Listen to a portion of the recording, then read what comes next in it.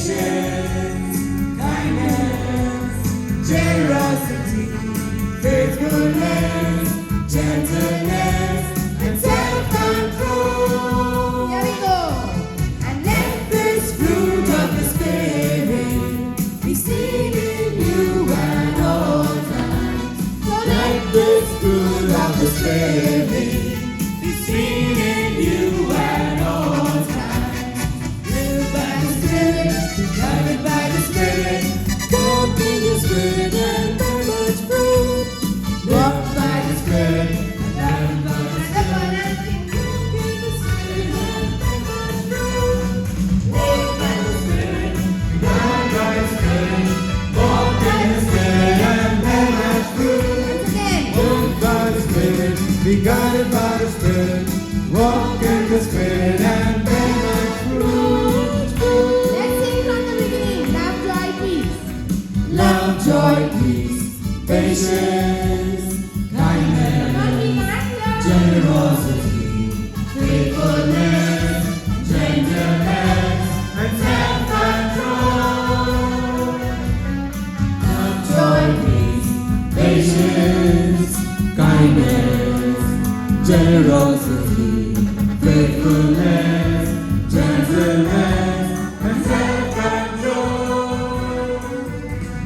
Let those fruit of the Spirit be seen in you at all times.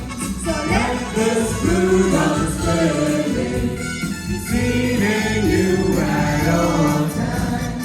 Live by the Spirit, be guided by the Spirit, walk with the Spirit and bear much fruit. So we Live by the Spirit, be guided by the Spirit, walk in the Spirit and bear much fruit.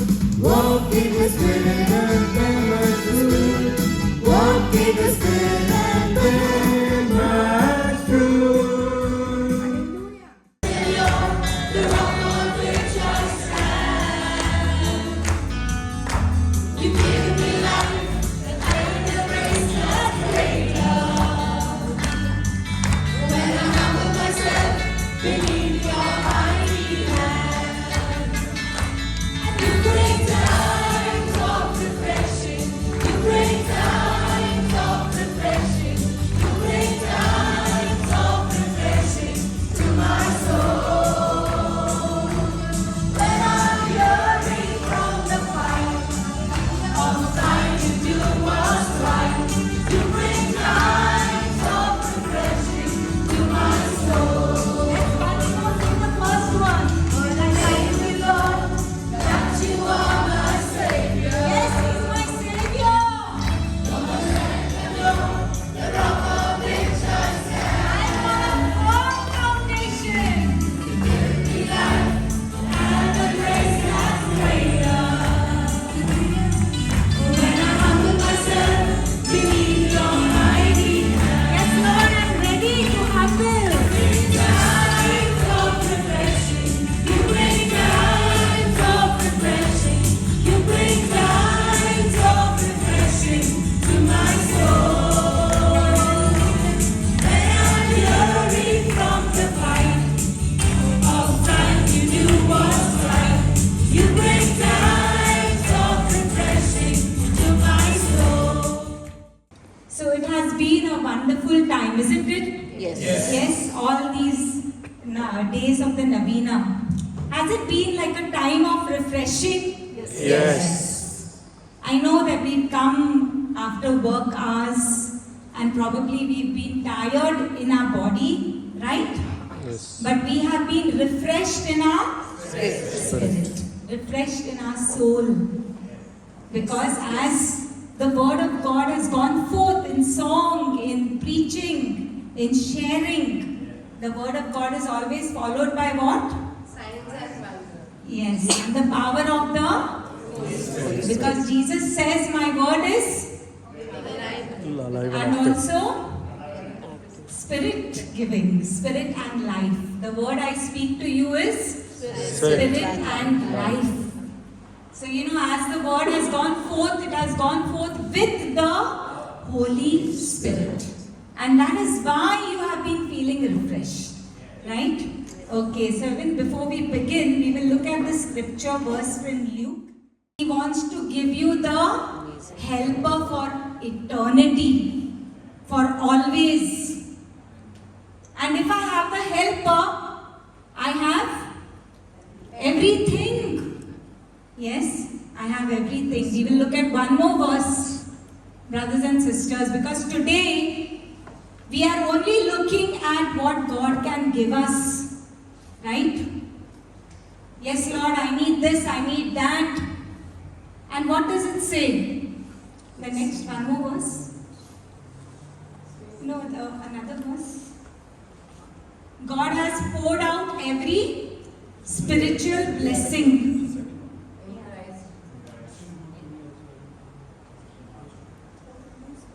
Yeah, so the verse says that the Lord has poured out upon us every spiritual blessing. Yes, He has given us every spiritual blessing. Okay? So when I think about it, you know, what is the spiritual blessing? What is it meant for? What is it meant for? The spiritual blessings are meant for to grow in the image and likeness of God. For that He has poured out every spiritual blessing. So that means all those promises which I stand upon and I claim, what are they supposed to do? They are the blessings, right? Yes. What are they supposed to do? What are they meant for? To build me in my spirit. Okay? Doesn't sound like a happy thing. No, but I wanted that job, Lord. What is this spiritual blessing? I wanted to marry that man, Lord. What is this spiritual blessing? Right? I wanted a raise in my salary. I wanted my boss to change, Lord. What are you giving me spiritual blessing? He's giving us much, much more, because when I am blessed spiritually, what is happening when I am blessed spiritually? I'm walking with the Lord. Then what happens? I'm seeking the Lord. Then what happens when I seek the Lord? Seek the kingdom of the Lord, and what will happen? Everything will be added unto you. And all things will be added. Yes. I can only walk this walk of faith with you. Because apart from you, I can do nothing. Let that be the prayer and the cry of our heart. As we sing, Holy Spirit, rain down. Yes, Holy Spirit, rain down your presence. You are our comforter, you are our friend. No one can comfort us, Lord, the way you can. Yes, Lord. You are our helper and our strength. And we ask, Holy Spirit, rain down your presence on us, on our hearts. Soften the soil of our hearts, Lord. Wash it with your Spirit. Take away the hardness of heart, Lord God. Let us always, Lord God, be yielded. Let that clay of our heart be soft and yielded to your presence, to your nudgings, to your guidance, Lord. Let's open our hands as a sign of openness to the Holy Spirit as we sing, Holy Spirit, rain down.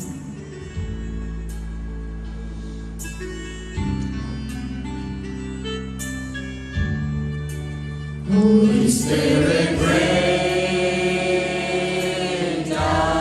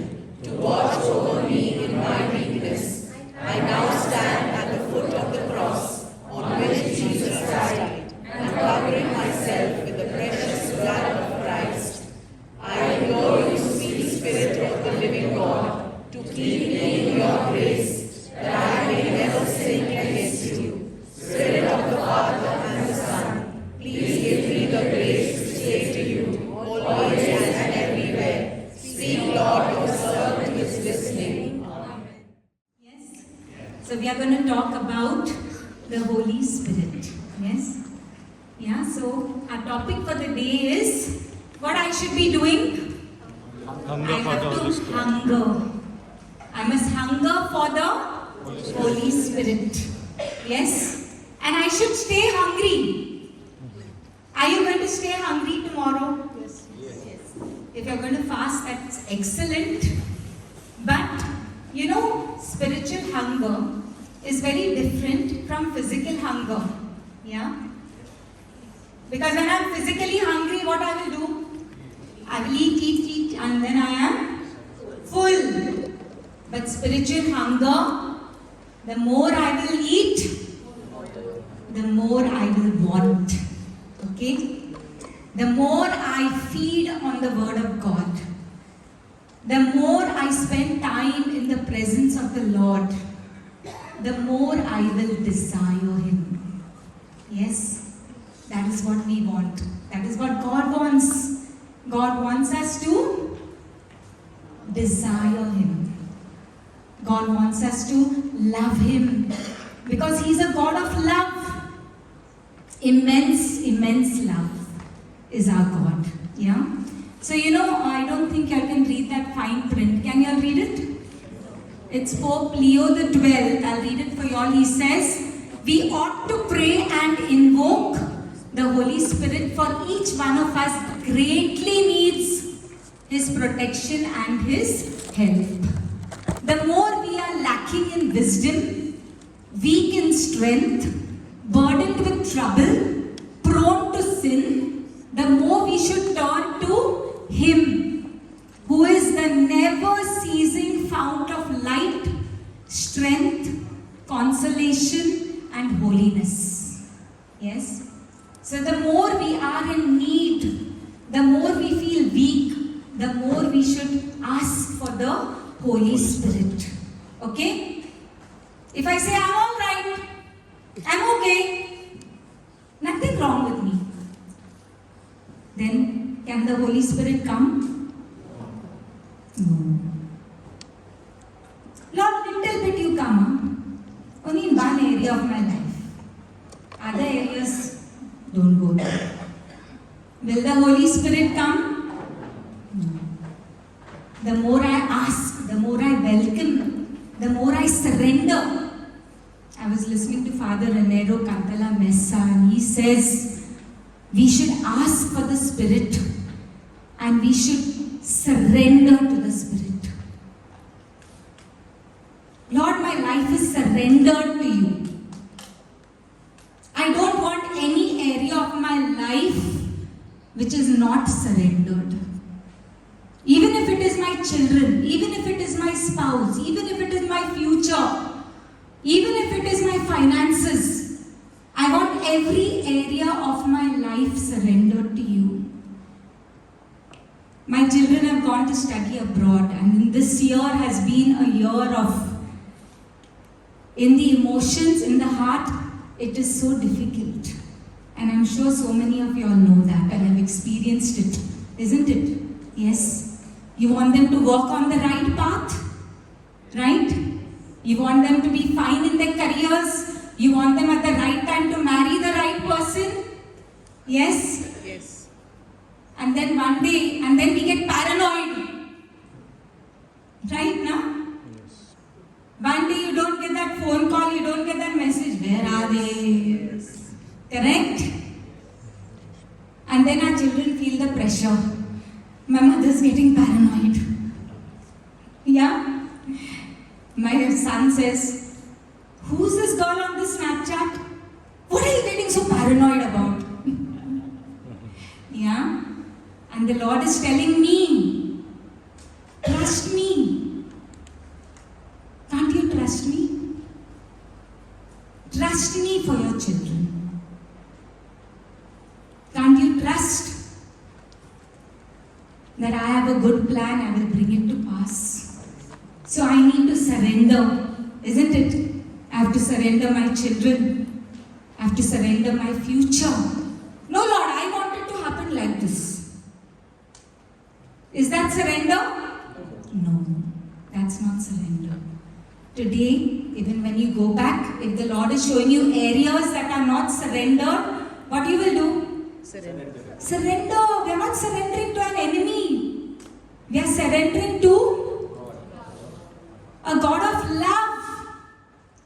A God who is our friend. A God who is our Father. A God who wants the best for us. Okay? So we'll remember that.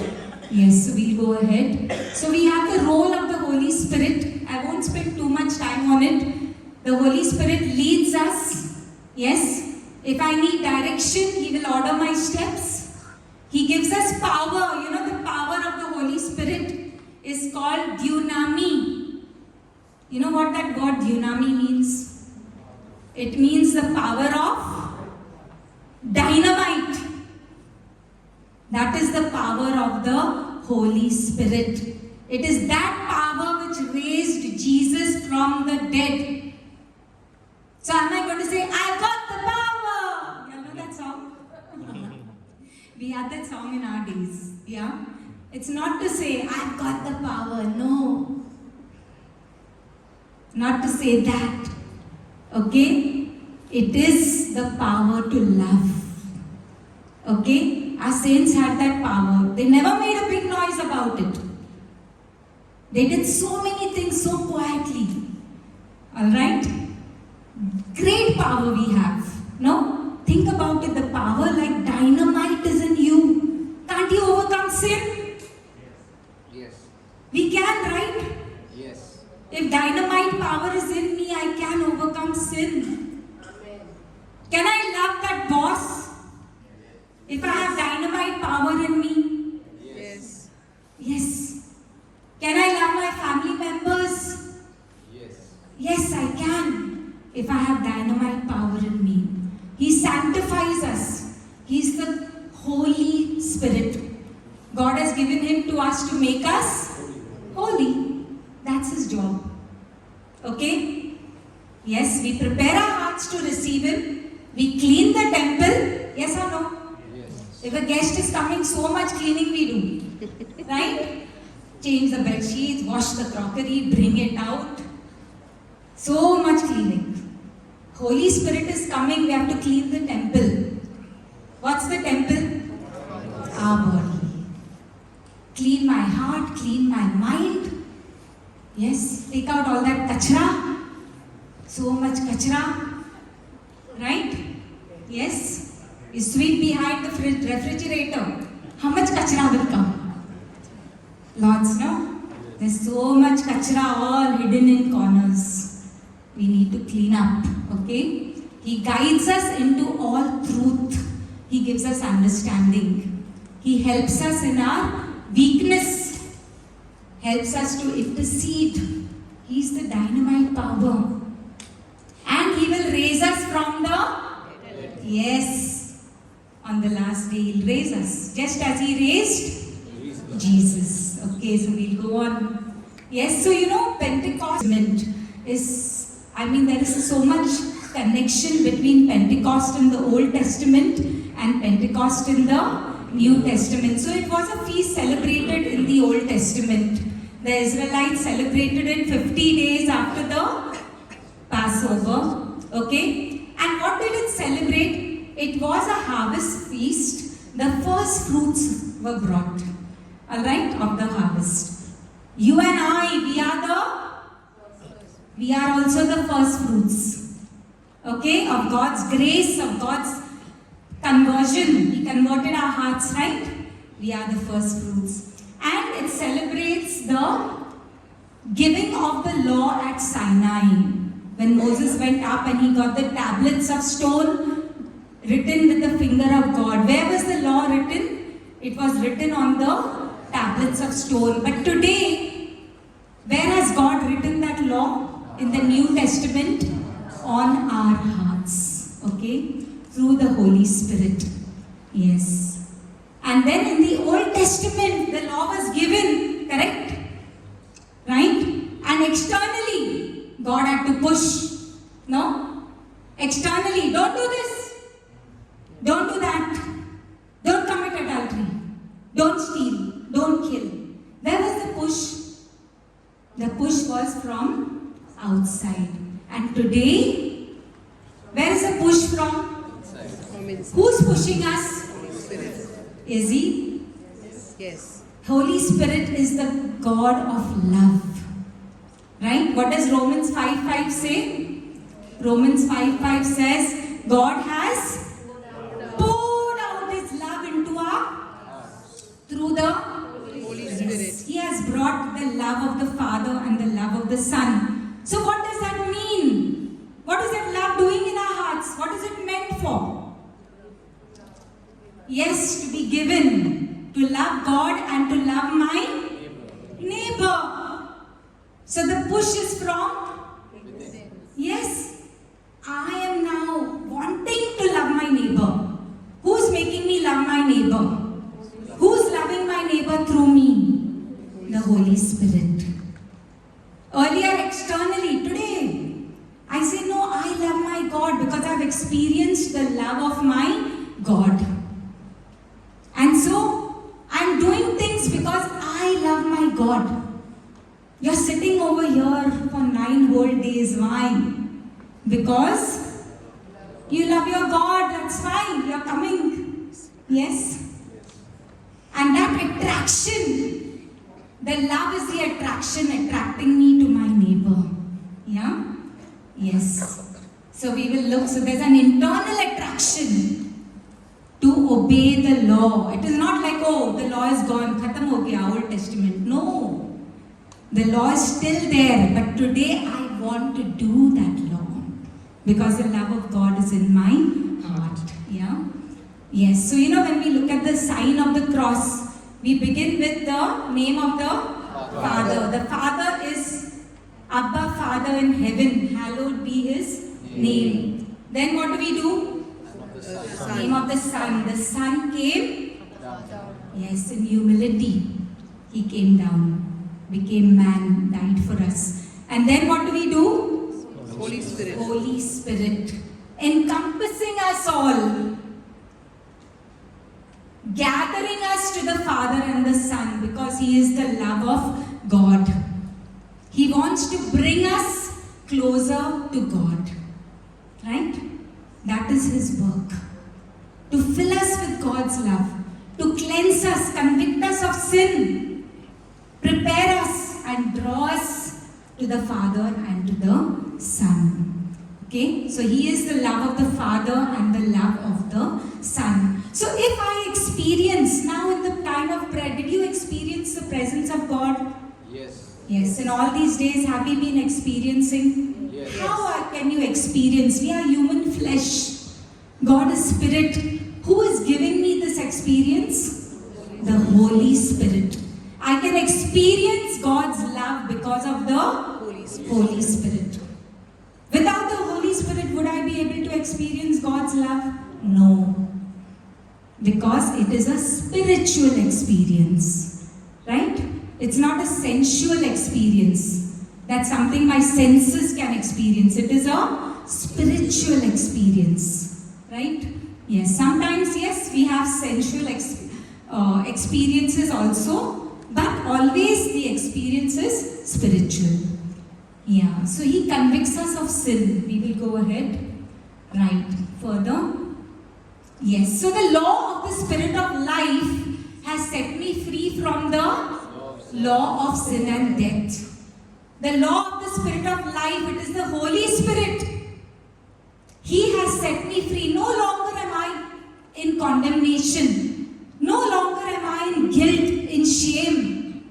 Because I know that the blood of Jesus has cleansed me. And this Holy Spirit in me wants to do what God wants. Correct? I'm not compelled to do. I want to do. I'm set free to do what God wants me to do. I'm no longer a slave to my sinfulness. No? The law of the Spirit of life has set me free from the law of sin and death. So who is the Holy Spirit? Yeah, He is the love of between the Father and the Son that is so powerful, so substantial that it is a person.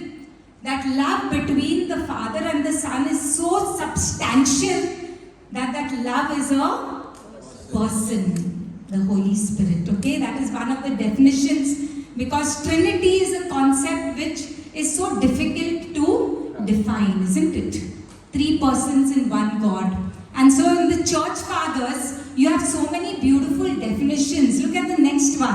What does it say? The Father, what does he do? The Father is the lover. Yeah. The Son is the beloved. I am accepted in the beloved. The Son is the beloved. So the Father and the Son are looking at each other with love. And what do they do when they look at each other with love? They give a sigh of love. And that sigh, that breath, which is called Ruah, that breath is what? Holy Spirit. Is the Holy Spirit. Okay? That breath of love is the Holy Spirit. Yeah? And to go one step further, when God breathed in Adam's nostrils the breath of life, what happened? He came to life. What did he become? He became a living soul. That's what the word says. Okay? God breathed into Adam's nostrils the breath of life, and he became a living soul. Yes? He breathed the Holy Spirit. Can you picture it? God creating Adam, okay, out of mud, right? Now to breathe into Adam, where should God go? How close? How close will he go to Adam if he has to breathe into his nostrils? Yes. How close will he go? Very close. Yes. So close. Right? So close. That is an intimate God who loves us passionately and who wants a deep intimacy with you and me. Yes? So Adam fell, he disobeyed, and he lost that divine life which was put into him. Correct? He lost it. And then Jesus had to go through that horrendous torture and death. No, imagine. To do what? For what purpose? To restore that intimacy. Right? To restore that relationship. And so Jesus, he breathed also. No? When did he breathe? After the resurrection at Pentecost. On whom did he breathe? Person. Yes. Again, he's making you and me a new creation. What is he doing? He's breathing into the apostles, the disciples gathered there. The breath of the Spirit. We are a new creation in Christ. Brothers and sisters, it's a love story. Right? It is a beautiful love story. A God who loves us so much, who wants to be so close to us, so intimate with us. And for that he willingly died, suffered torture, rose again. Has the love story ended? No. No, it goes on. Because today we have the gift of the Holy Spirit to continue this love story. The love story of God and His people. No? The holy people there, the saints, they experience what? A continuous exchange of love between the Father, the Son, and the Spirit. Continuous exchange, and we are immersed. How beautiful. What does every heart need, brothers and sisters? Love. And in heaven you will be immersed in that love forever and ever and ever and ever. There's no happy ever ending. It will not end. It will happily go on forever. Yeah. Yes. So He is the love. Yeah, we can go on. And so to live the new life of the Spirit, this new Christian life, this walk of love, I cannot do it without the Holy Spirit. Okay? So we will look at the gifts of the Spirit. You know, God comes to us with a lot of gifts. What did the Father give us? The Son. What did the Son give us? Holy Spirit. The Holy Spirit? Yes. And new life and salvation. Right? which made a way for the Holy Spirit to come. And now what is the Holy Spirit going to give us? Lots and lots of gifts. Okay, so we will look at the gifts. Yes, so the gifts of the Holy Spirit are in two categories. Okay, this is, so the gifts which are mentioned in Isaiah. Alright, this prayer we prayed today mentions which gifts? The gifts which are in Isaiah. All of you invoked and prayed and said, Lord, give me wisdom, give me knowledge, give me understanding. What have been invoking the Lord for all these days? What are we asking Him for? We are asking Him for the gifts which are mentioned in Isaiah. Okay? And Jesus had these gifts in fullness. These gifts were present in Jesus in all fullness. And though these gifts are given to us, brothers and sisters, to sanctify us, to make us holy, to make us like Jesus. Okay? And these gifts are given to everybody. Every person has received these gifts. There's not a single person who can say, I have not received the gifts which are mentioned in Isaiah. Okay? And then we have another lot of gifts which are mentioned by Paul in his letter to the Corinthians. Okay? Now those gifts are not given to everybody. Okay? Each one of us would have got some gift which is mentioned in Corinthians. Why? Because what's the purpose of that gift? The purpose of that gift is to build the body of Christ. Okay? So those gifts are used to build the body of Christ. Those gifts are used to bring a non-believer to believe in the living God. Because when I see those gifts acting, I can see the supernatural power of God. Right? They are more visible gifts. The gifts in Isaiah are within us. Not so much visible. So those gifts are meant to draw non-believers to believe in the living God. Yes, so we'll go ahead. Yes. So these gifts, when did we receive them? We received them at baptism. So at baptism, we are like this new baby, no? Newborn child with that seed is put within us. The seed of divine life we receive at baptism. Correct? Yes? And then at confirmation, these gifts are made strong. Okay? They are strengthened. So you always say, Eric, yeah, I didn't feel anything at confirmation. No experience I had. I just went, the bishop, he put a cross, bas ho gaya. Why is that so? Why is it so? Yes? Because the CCC says that to the extent that I will apply my faith to the sacrament, to that extent I will experience the sacrament. Okay? So the gift of new life is there within us. The seed is there within us. But how much have we watered that seed over the years? Yeah? How much have we prayed? How much have we been reading the word? How much have we lived with devotion our sacramental life? How much water you put? How much fertilizer you put? If you put nice good water every day, good fertilizer, then that tree will grow. But I just forget to put water, what will happen? Yes, thankfully, it is the imperishable seed. Yeah. So like a plant seed, that seed is not going to die, but it will be there dormant. Okay? So are you going to start watering the seed? Yes. Yes. Are you going to put fertilizer, manure? Yes. How? Pray. You'll read the word of God. What else you'll do? Pray. You'll pray every day. Sure? One day you don't pray, water is not going, yeah? Fertilizer is not going. Correct now? Yes. What else you'll do? Sacramental life. Sacraments. When you go for the Eucharist, visit the sacrament of confession regularly. All the sacraments, they cause that new life to grow up and become strong. And all these gifts will get activated. They will become strengthened.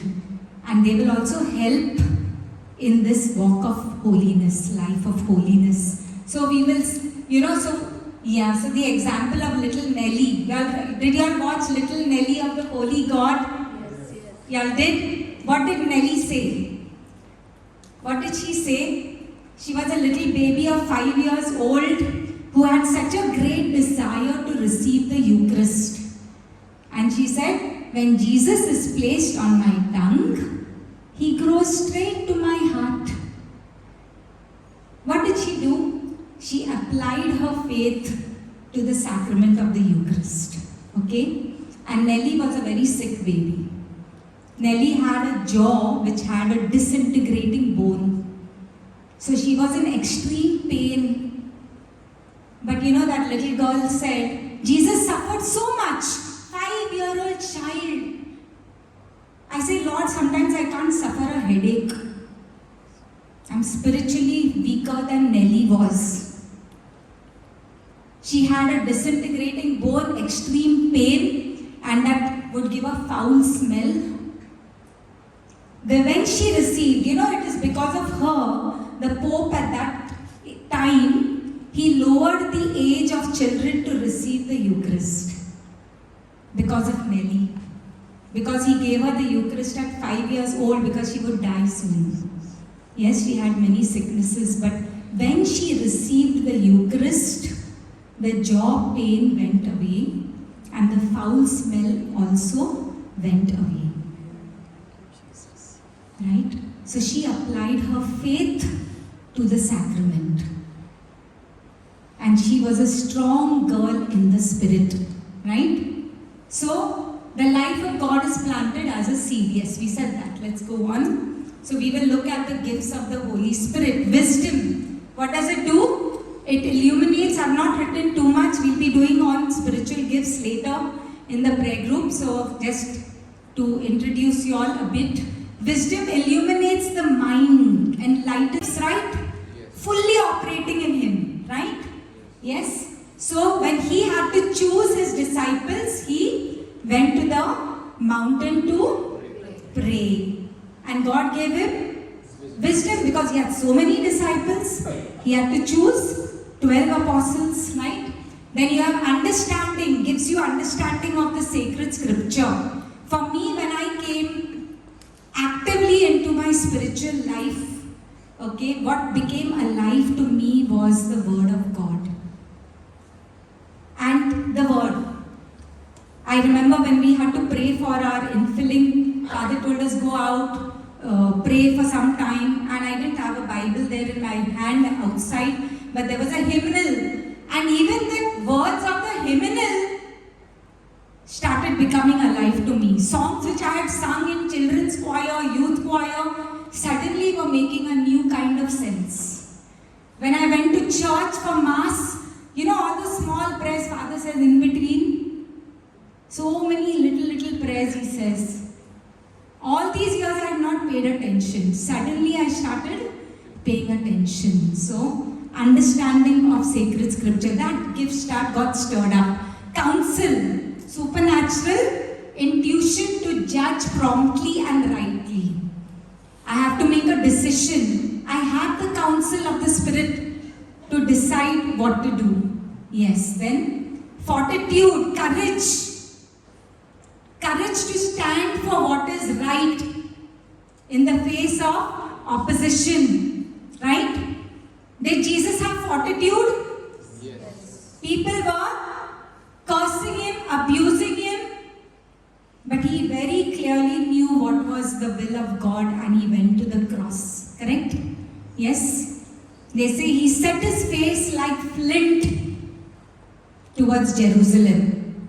He knew He was going to the cross. He had the fortitude to go to the cross. Knowledge to see things from God's perspective. This is a knowing God. I want to know God. I want to build a relationship with God. Understanding God.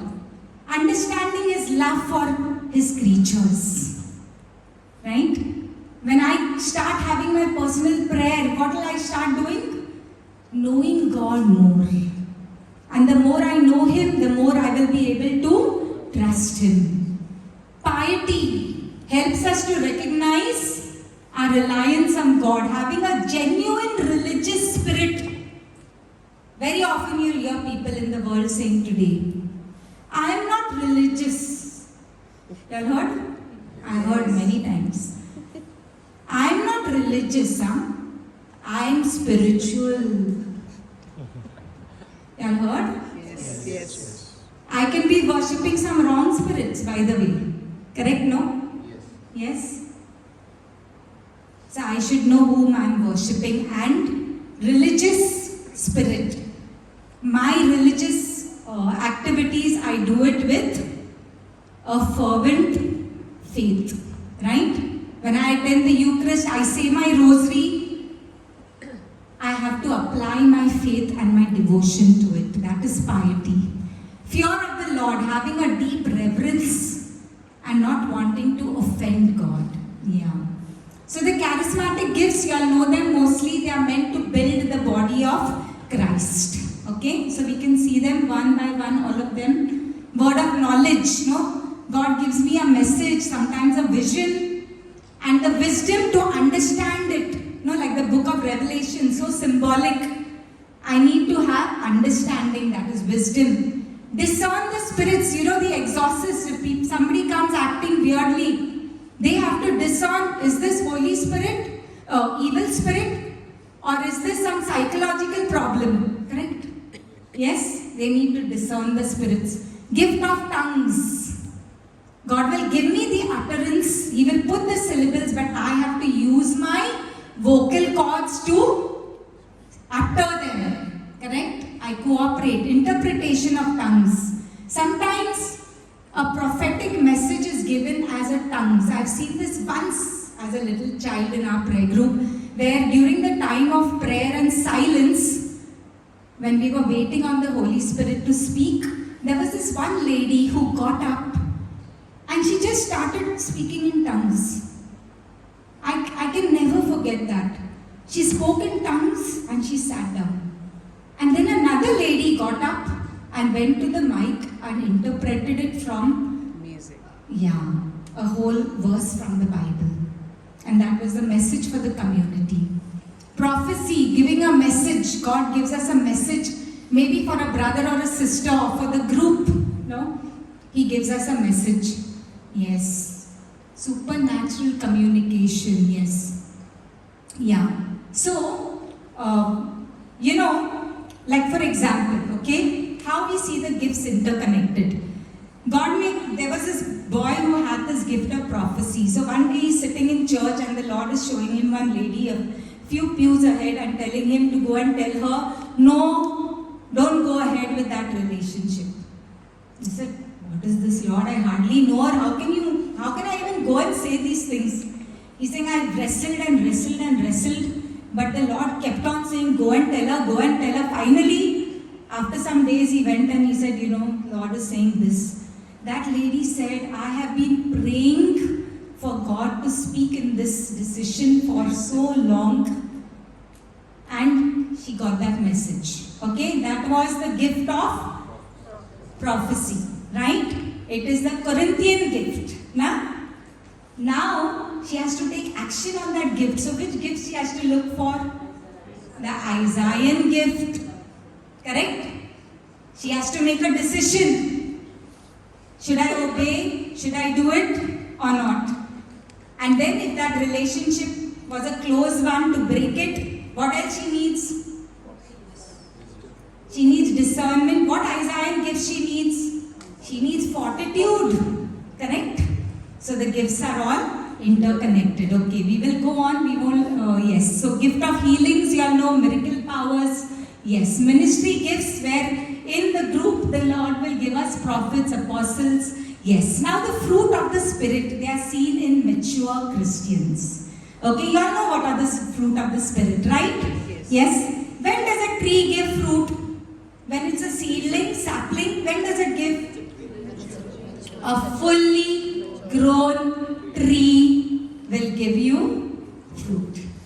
So if in the spiritual life I am a fully grown tree, if I have grown to maturity in my spiritual life, do I have to struggle? Does the tree struggle to produce that fruit? No. Correct? The living sap, the Holy Spirit is there. I am cooperating, I am growing, I am watered, I am fertilized. And what is happening? Fruit is growing. Correct? Better fertilizer, what will happen to the fruit? Mango will be very sweet and big. Yes? Same way, the fruit of the Spirit will grow and people will notice it in your life. If I am a spiritually mature Christian. So allow the Lord to work and the fruit to grow. Okay? Yes. Upon age, it depends upon how open I am to the Holy Spirit. Correct? Little Nelly was more mature than all of us. Yes or no? Yes. And she was 5 years old. Correct? Right? She had great fortitude. Yes. So we will not, you all know this already. There's no time. That's why we're rushing. Okay? Yes. Joy, love, joy, peace. You all know. Forbearance.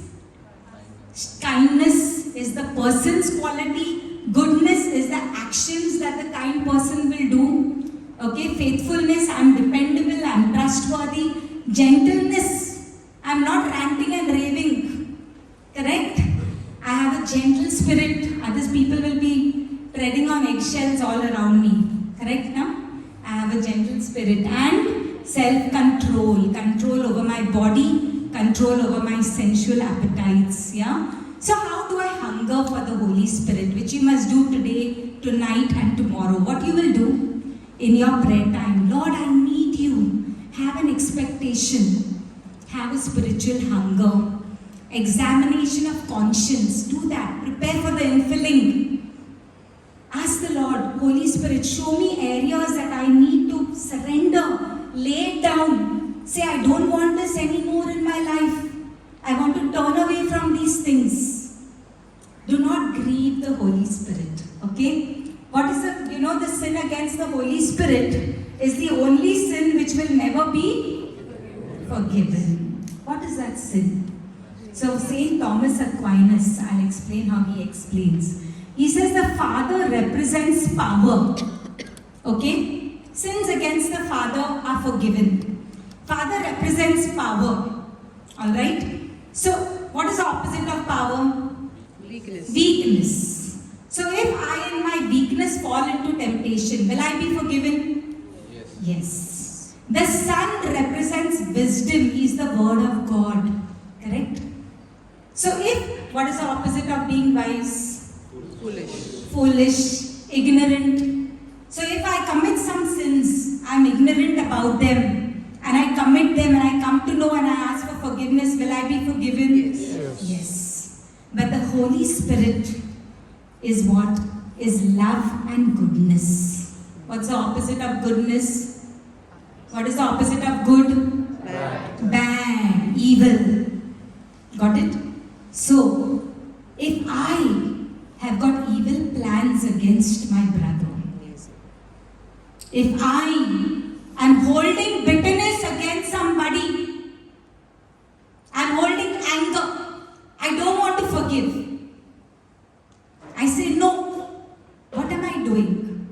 I'm turning away from the love of God. That is the sin of which will not be forgiven. Okay? An unrepentant sinner who doesn't want to repent, right? Who sees the splinter in the neighbor's eye as a big, No. and in his own eye he sees a small splinter. Ulta. Correct? What I do, it's okay. It's a small thing. I'm only looking at the log in my neighbor's eye. So if I don't want to forgive, and I don't want to let go, and even if I have an evil, some people have vendetta against someone. That is the sin against the Holy Spirit. So brothers and sisters, let's close our eyes.